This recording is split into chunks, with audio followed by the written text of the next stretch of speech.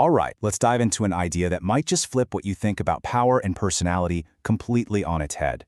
What if the quietest person in the room isn't shy or weak, but is actually the most developed? We're going to look at why that stillness, that silence, might just be the biggest sign of psychological strength there is. I mean, think about it. We live in this world of nonstop noise, right?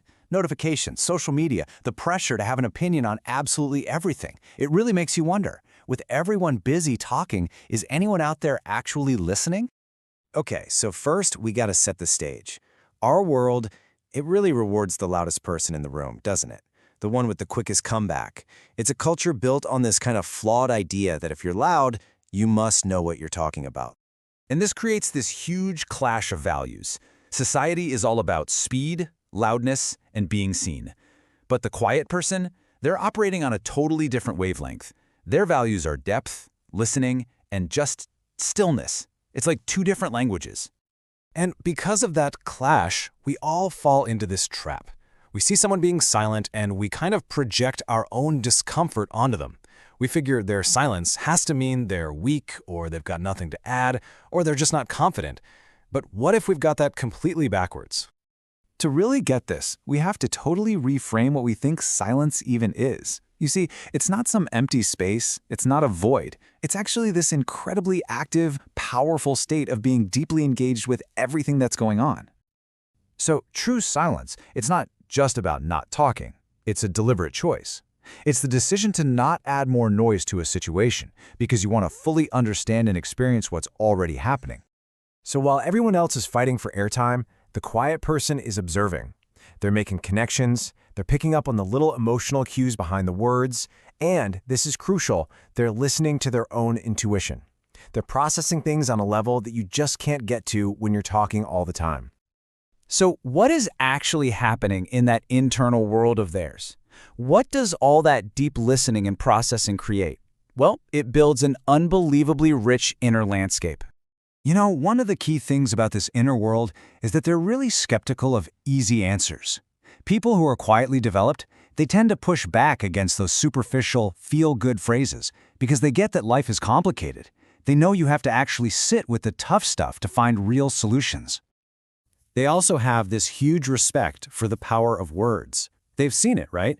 They know that words can build someone up or just completely tear them down.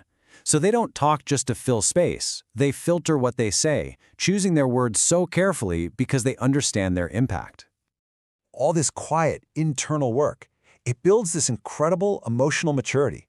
They can just sit with difficult feelings, whether it's their own or someone else's, without panicking or feeling like they have to jump in and fix it right away. They understand that sometimes feelings just need to be felt. Now, this rich inner world, it doesn't just stay locked inside. It actually translates into these very real, very powerful strengths.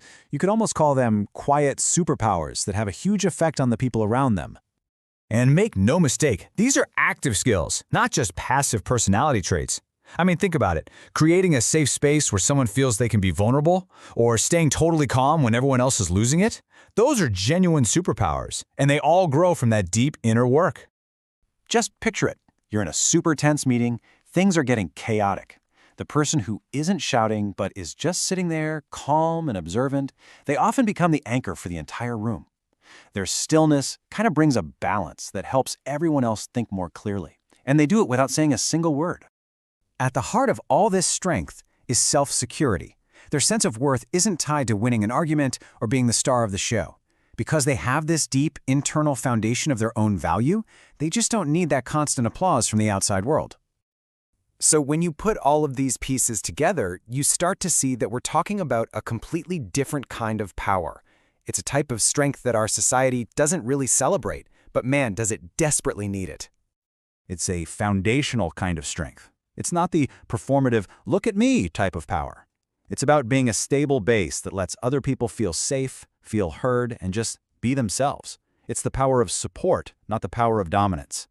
You know, by just choosing not to play that game of constant self-promotion and noise, they're actually making a really powerful statement. Their quietness becomes this form of gentle resistance, a quiet reminder that there is more to life than just performance. So, really, the biggest thing to take away from all this is simple. We have to completely change how we look at quietness. It isn't a lack of something. It's not a lack of words or a lack of confidence. It is the fullness of deep observation, of careful thought, of real empathy, and of a powerful, secure connection to your own inner world.